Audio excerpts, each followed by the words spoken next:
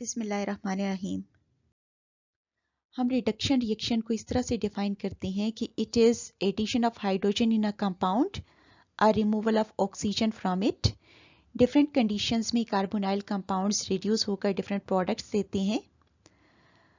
हम carbonyl compounds के 6 reduction reactions discuss करेंगे। इनमें से ज़्यादातर रिएक्शंस न्यूक्लियोफिलिक एडिशन रिएक्शंस हैं, जिनमें हाइड्रोजन कार्बोनाइल कंपाउंड्स में ऐड हो जाती है।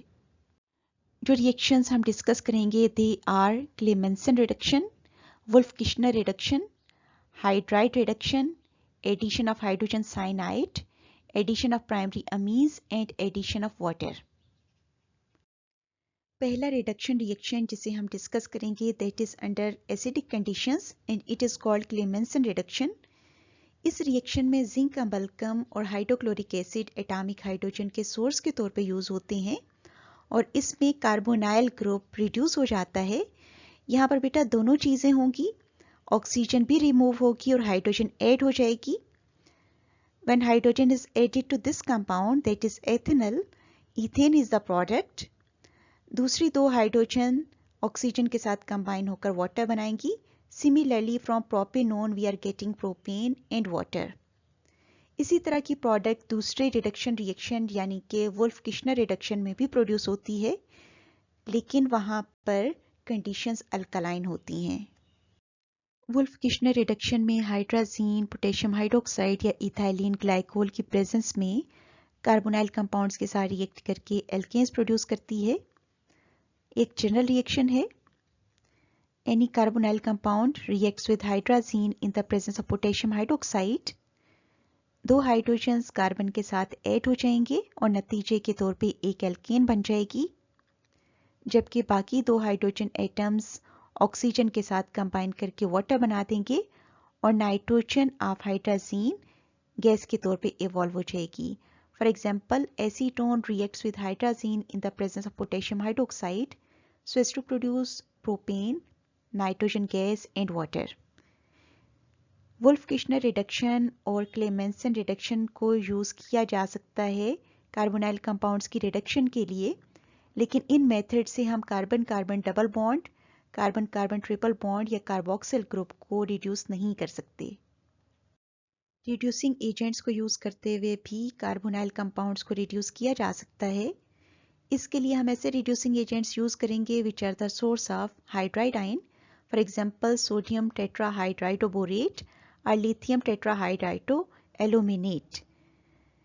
यहाँ पर हमारे पास टेट्राहाइड्राइडोबोरेट आयन और टेट्राहाइड्राइडो एल्यूमिनेट आयन हाइड्राइड आयन के सोर्स के तौर पे बिहेव करते हैं। सोडियम टेट्राहाइड्राइडोबोरेट एक वीक रिड्यूसिंग एजेंट है, जबकि लिथियम टेट्राहाइड्राइडो एल्यूमिनेट एक स्ट्रॉन्गर रिड्यूसिंग एजेंट है। इस रिएक्शन में हमारे पास जो प्रोडक्ट बनती है दैट इज आइदर सेकेंडरी और प्राइमरी अल्कोहल। कार्बोनाइल कंपाउंड का कार्बोनाइल ग्रुप यहाँ पर CHOH ग्रुप में चेंज हो जाता है। हमारे पास एल्डिहाइड से प्राइमरी अल्कोहल्स बनती हैं, जबकि कीटोन से सेकेंडरी अल्कोहल्स बनती हैं। For example methanol which is an aldehyde reduces so as to produce methanol. यहाँ पर बेटा एक चीज नोट कीजिए, एक हाइड्रोजन एटम यहाँ पर अटैच होगा जबकि दूसरा इस कार्बन एटम के साथ अटैच होकर मेथनॉल प्रोड्यूस कर देगा। कीटोन्स रिड्यूस होकर सेकेंडरी अल्कोहल्स प्रोड्यूस करते हैं। For example for a general ketone when it undergoes reduction then a secondary alcohol will be produced. इसी तरह के रिएक्शन सोडियम टेट्राहाइड्राइडोबोरेट के साथ भी करवाए जा सकते हैं। फॉर एग्जांपल एथेनॉल की रिडक्शन से एथेनॉल बन जाएगी, जबकि प्रोपेनोन की रिडक्शन से two propanol which is a secondary alcohol बन जाएगी। अब हम इस तरह के न्यूक्लियोफिलिक एडिशन रिएक्शंस की एग्जांपल कंसीडर करेंगे जिसमें कार्बोनाइल कार्बन पर अटैक करने वाले न्यूक्लियोफाइल की नेचर डिफर कर जाएगी, लेकिन इन तमाम रिएक्शन में चूंकि हाइड्रोजन कार्बोनाइल कंपाउंड्स में ऐड हो जाती है, इसलिए हम इन्हें रिडक्शन रिएक्शंस कहते हैं। सबसे पहले वो रिएक्शन जिसमें कार्बन न्यूक्लियोफाइल यूज होता है कार्बोनाइल कार्बन पर अटैक करने के लिए, that is the addition of hydrogen cyanide in carbonyl compound. ये एक base catalysed nucleophilic addition reaction है। इसमें यूज होने वाला reagent hydrogen cyanide extremely toxic acid है। इसके नतीजे में जो प्रोडक्ट हमारे पास आती है दैट इज साइनोहाइड्रिन। इसके मैकेनिज्म को चूंकि हम पहले डिस्कस कर चुके हैं इसलिए हम उससे रिपीट नहीं करेंगे। सेकेंड रिएक्शन है एडिशन ऑफ प्राइमरी अमीन्स, जिसमें नाइट्रोजन न्यूक्लियोफाइल अटैक करता है कार्बोनाइल कार्बन पर। ये एक acid catalyse nucleophilic addition reaction की एग्जांपल है। प्राइमरी अमीन्स जिनमें एलिफेटिक अमीन्स भी हो सकती हैं और एरोमेटिक अमीन्स भी हो सकती हैं, कार्बोनाइल कंपाउंड्स के साथ रिएक्ट करके कार्बिनोल अमीन्स प्रोड्यूस करती हैं। कार्बिनोल अमीन्स डिहाइड्रेट होकर इमीन्स प्रोड्यूस करती हैं। सिमिलर कंडीशंस में सेकेंडरी अमीन्स कार्बोनाइल कंपाउंड्स के साथ रिएक्ट करके एनेमीन्स बनाती हैं। एक एनेमीन ऐसा कंपाउंड है जिसमें एक कार्बन कार्बन डबल बॉन्ड भी होता है और अमाइनो ग्रुप भी होता है। इमीन में एक कार्बन नाइट्रोजन डबल बॉन्ड मौजूद होता है। हम इस रिएक्शन में ये देख सकते हैं कि with carbonyl compound primary amine reacts, as a result we are getting carbinol amine. यहाँ पर अमीन का नाइट्रोजन इसके ऊपर अटैक करेगा और कार्बन के साथ एक बॉन्ड बना देगा। इन द सेकेंड स्टेप दोनों एडजेसेंट एटम्स यानी कि कार्बन और नाइट्रोजन से एक वाटर मॉलिक्यूल रिमूव हो जाएगा और कार्बन नाइट्रोजन डबल बॉन्ड बन जाएगा and this compound will be called an imine. इस रिएक्शन में एसिडिक बफर कार्बोनाइल ग्रुप को एक्टिवेट कर देता है और डिहाइड्रेशन को फैसिलिटेट करता है। लास्ट रिडक्शन रिएक्शन है एडिशन ऑफ वाटर। इस रिएक्शन में वाटर का ऑक्सीजन कार्बोनाइल कार्बन पर अटैक करता है और नतीजे के तौर पे जो प्रोडक्ट बनाता है that is called hydrate R11 geminal diol. Geminal diol is the compound in which two hydroxyl groups are attached to the same carbon atom. इस रिएक्शन की प्रोडक्ट अनस्टेबल होती है और हम उसे आइसोलेट नहीं कर सकते क्योंकि इक्विलिब्रियम बैकवर्ड डायरेक्शन में शिफ्ट होकर दोबारा से कार्बोनाइल कंपाउंड और वाटर बना देता है। हम ऑक्सीडेशन रिएक्शन को इस तरह से डिफाइन करते हैं कि it is addition of oxygen in a compound और removal of hydrogen from it. Aldehydes ketones की निस्बत आसानी से ऑक्सीडाइज हो जाते हैं। दोनों कार्बोनाइल कंपाउंड्स की ऑक्सीडेशन की प्रोडक्ट कार्बोक्सिलिक एसिड होती है। माइल्ड ऑक्सीडाइजिंग एजेंट जैसा कि फेलिंग सोल्यूशन, बेनेडिक्ट सोल्यूशन या टॉलेंस रिएजेंट को यूज करते हुए एल्डिहाइड्स को कार्बोक्सिलिक एसिड्स में चेंज किया जा सकता है। इसी तरह से स्ट्रॉन्ग ऑक्सीडाइजिंग एजेंट जैसा कि एसिडिफाइड पोटेशियम डाइक्रोमेट है, एसिडिफाइड पोटेशियम परमैंगनेट है या डाइल्यूट नाइट्रिक एसिड है, ये भी एल्डिहाइड्स को कार्बोक्सिलिक एसिड्स में चेंज कर सकते हैं। फॉर एग्जांपल एसिटल्डिहाइड ऑक्सीडाइज होकर एसिटिक एसिड प्रोड्यूस करता है। इसी तरह प्रोपियोनल्डिहाइड ऑक्सीडाइज होकर प्रोपियोनिक एसिड बना देता है। अब हम ये देखते हैं कि how do aldehydes react with mild oxidising agents. सबसे पहले इनका रिएक्शन फेलिंग सोल्यूशन के साथ। Fehling solution copper 2 positive ions और सोडियम या पोटेशियम टार्ट्रेट का मिक्सचर है। जब इससे एल्डिहाइड्स के साथ रिएक्ट करवाया जाता है तो एल्डिहाइड्स ऑक्सीडाइज होकर कार्बोक्सिलेट आयंस बना देते हैं, जबकि फेलिंग सोल्यूशन में मौजूद कॉपर 2 पॉजिटिव आयन रिड्यूस होकर कॉपर 1 ऑक्साइड बना देता है।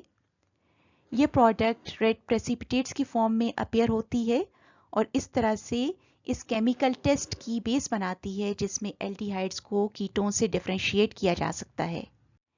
इसी तरह का टेस्ट बेनेडिक्ट सॉल्यूशन भी देता है जो कि कॉपर 2 पॉजिटिव आयन और सिट्रेट आयंस का मिक्सचर है। दूसरा रिएक्शन है टॉलेंस रिएजेंट के साथ।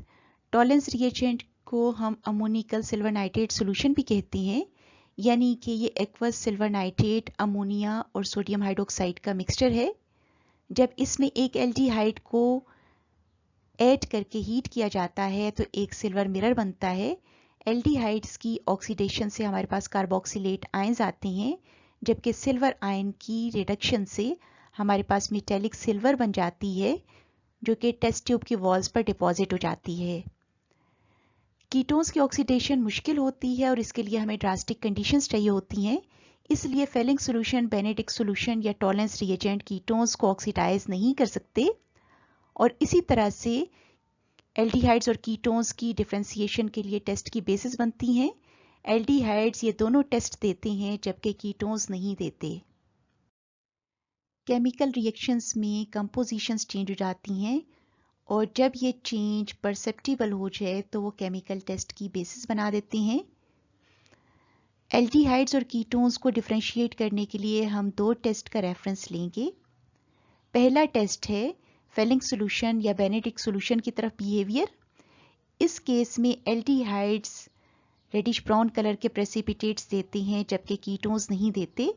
दूसरा टेस्ट जो है उसे हम कहते हैं सिल्वरिंग ऑफ मिरर।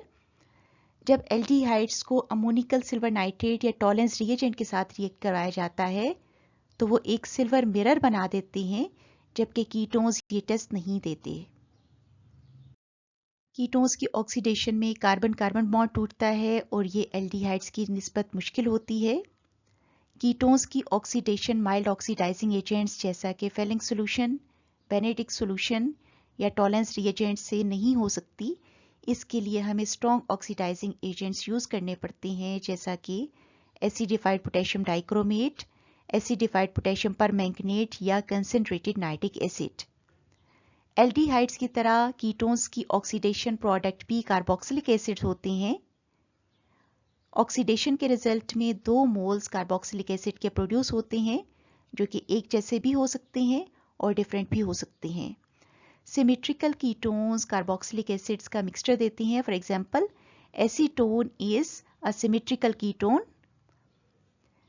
इसमें इस कार्बन कार्बन बॉन्ड के टूटने की पॉसिबिलिटी वही है जो कि इसकी होगी, लेकिन जो भी बॉन्ड टूटेगा ये पोर्शन ऑक्सीडाइज होकर फार्मिक एसिड दे देगा जबकि दूसरे पोर्शन की ऑक्सीडेशन से हमारे पास एसिटिक एसिड बन जाएगा। अनसिमेट्रिकल कीटोन्स में कार्बोनाइल कार्बन दो डिफरेंट तरह के कार्बन एटम्स के साथ अटैच्ड है।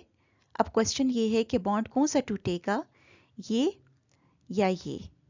इस केस में हमारे पास वो कार्बन कार्बन बॉन्ड टूटेगा जहां पर नंबर ऑफ हाइड्रोजन एटम्स कम होगा। इस केस में we have 3 hydrogen atoms, here we have 2 hydrogen atoms, therefore this bond will break और कार्बोनाइल ग्रुप छोटे वाले एल्काइल ग्रुप के साथ रहेगा। तो इस तरह से इसकी ऑक्सीडेशन प्रोडक्ट्स क्या बनेंगी, 2 moles of acetic acid. And में बेटा आपकी बुक से कुछ क्वेश्चंस, इन क्वेश्चंस को सॉल्व कीजिएगा। Good luck.